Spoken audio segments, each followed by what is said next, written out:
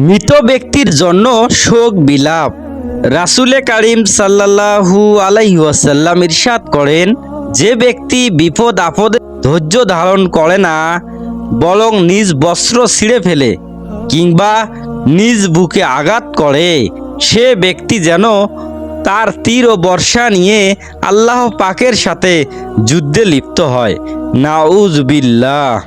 এ প্রসঙ্গে রাসূলে কারীম সাল্লাল্লাহু আলাইহি ওয়াসাল্লাম আরও বলেন, যে ব্যক্তি বিপদের সময় দরজা অথবা তার পরিধায় বস্ত্র কালো করেছে কিংবা ছিঁড়ে ফেলেছে অথবা বৃক্ষলতা উপড়ে ফেলেছে অথবা নিজ শরীরের পশম তুলে ফেলেছে, মহান আল্লাহ রব্বুল আলামিন ওই ব্যক্তির প্রতিটি পশম বা উপড়ে ফেলা প্রতিটি পাতার বিনিময়ে তার জন্য জাহান্নামে একটি করে ঘর বানাবেন।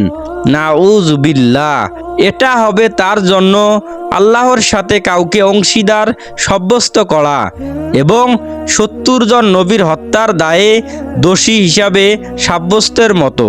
যতদিন তার এ কালো দাগ থাকবে ততদিন তার কোনো ইবাদত এবং দান সদকা আল্লাহ রব্বুল আলামিনের নিকট গ্রহণযোগ্য বা কবুল হবে না। এ ধরনের ক্রন্দন সম্পূর্ণ লোকদের কবর অত্যন্ত সংকীর্ণ হবে। তাদেরকে কবরে কঠোরতার সাথে হিসাব নিকাশ করা হবে। আসমান এবং জমিনের সকল সৃষ্ট জীব তাদের লানত দিতে থাকবে। তাদের আমলনামায় অসংখ্য পাপ লিপিবদ্ধ হবে। তাদেরকে বস্ত্রহীন অবস্থায় কবর থেকে বের করে আনা হবে। বিপদ আপদে অধৈর্য হয়ে যে ব্যক্তি নিজ জামার পকেট ছিঁড়ে ফেলবে, আল্লাহ রব্বুল আলামিন তাকে তার ধর্ম হতে বিতাড়িত করবেন। যে ব্যক্তি বিপদ আপদে অধৈর্য হয়ে নিজ গণ্ড দেশে চাপেটাঘাত করে কিংবা নিজ চেহারা ক্ষত বিক্ষত করে, মহান আল্লাহ পাকের দর্শন তার জন্য নিষিদ্ধ ঘোষিত হয়।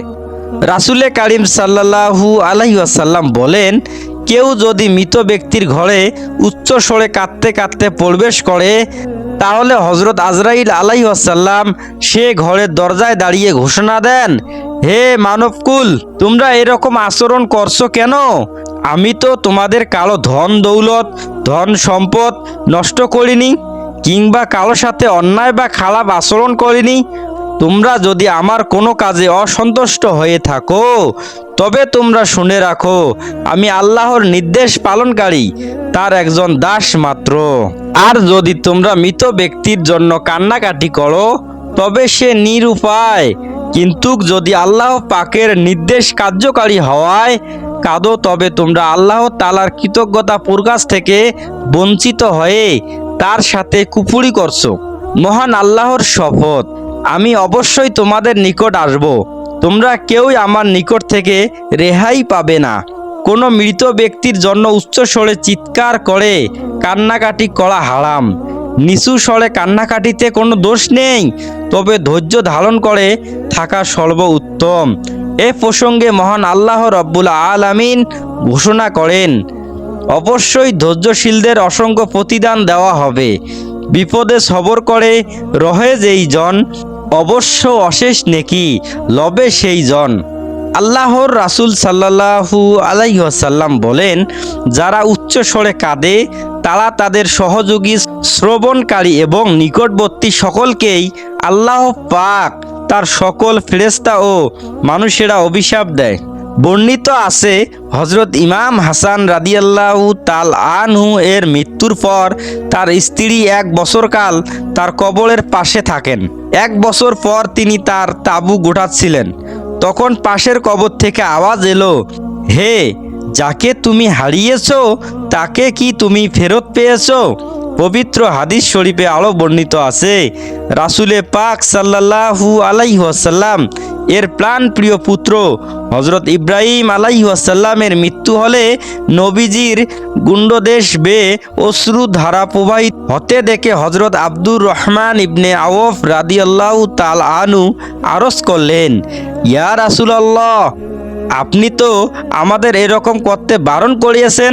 উত্তরে রাসূলে কারীম সাল্লাল্লাহু আলাইহি ওয়াসাল্লাম বললেন, আমি 2 ধরনের পাপ আওয়াজ এবং 2 ধরনের পাপ কাজ থেকে বিরত থাকতে আদেশ করেছি। আর তা হলো বিলাপ ও গানের সুরে কান্নাকাটি করা, নিজের গায়ের বস্ত্র ছিঁড়ে ফেলা এবং চেহারায় আঘাত হানা। কিন্তু অশ্রু বিসর্জনে কোনো দোষ নেই। আল্লাহ রব্বুল আলামিন রহমত স্বরূপ দয়ালুদের হৃদয়ে এটা অর্পণ করেছেন। তারপর বলেন, হে ইব্রাহিম, আজ তোমার বিচ্ছেদে আমার হৃদয় ব্যথিত, আজ আমার চোখ অশ্রু সিক্ত হয়ে পড়েছে। হজরত উহাব ইবনে কায়সান হজরত আবু হুরাইরা রাদিয়াল্লাহু তাআলা আনহু থেকে বর্ণনা করেন, হজরত ওমর রাদিয়াল্লাহু তাআলা আনহু কোনো এক মহিলাকে মৃত ব্যক্তির জন্য বিলাপ করতে শুনে তাকে বিলাপ থেকে বিরত থাকতে বলেন। তখন রাসূল সাল্লাল্লাহু আলাইহি ওয়াসাল্লাম বললেন, ওমর, তাকে কাঁদতে দাও, কারণ হৃদয়ের দুঃখে চোখ অশ্রুতে ভিজে যায় এবং তা বিপদের কথা স্মরণ করিয়ে দেয়। প্রিয় বন্ধুরা, এরকম নিত্য নতুন ভিডিও পেতে অবশ্যই চ্যানেলটি সাবস্ক্রাইব করে রেখে দিতে পারেন ইনশাআল্লাহ।